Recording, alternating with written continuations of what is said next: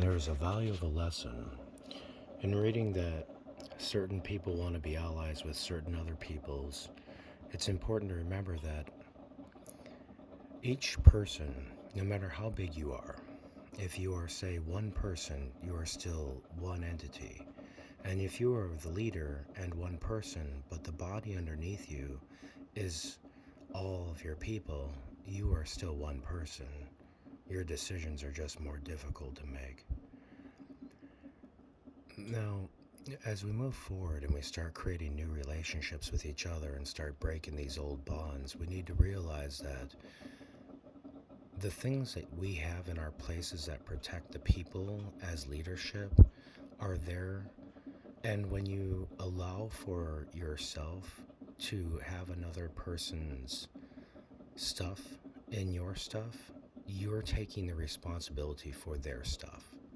So anytime that you have two people that are together that share something, you have to remember that sharing is an important part of getting along. And sometimes it's better to realize that one person and another person can share, but not share what the other person has.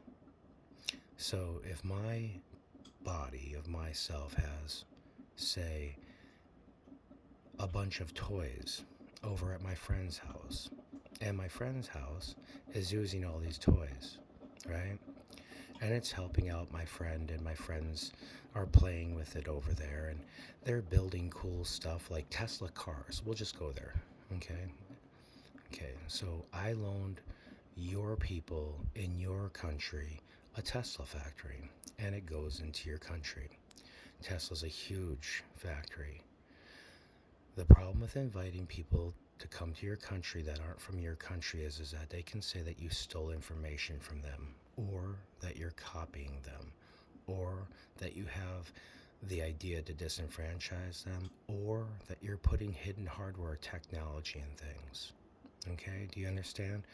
So down the road, you guys are going to have to face this, and you have to recognize that your technology that you share with each other, you guys are going to continue to blame each other for sabotaging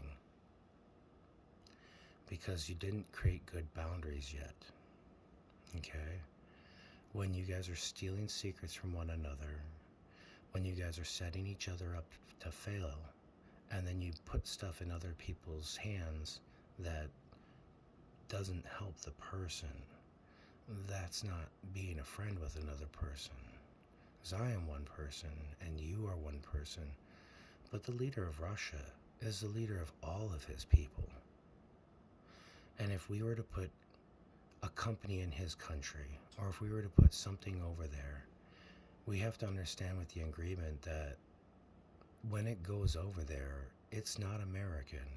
It's not influenced by the United States. It's not a United States company. It may have been formed in the United States, but it should be regulated under the bylaws of the country that it's within. It's one of the reasonable exceptions that we take in capitalism to make an understanding of exceptionalism of where you are represents what you do. Does this make sense? The last thing we need is Tesla automobiles being told by the government, by some president down the road, that they're listening to people, even though they're not. Because normal people can't prove that they aren't. And my government, which is one body, one entity, just like me or you, this body has one leader, and his name's Joe Biden. And the leader of this country has to represent all of the people of the country, from high to low.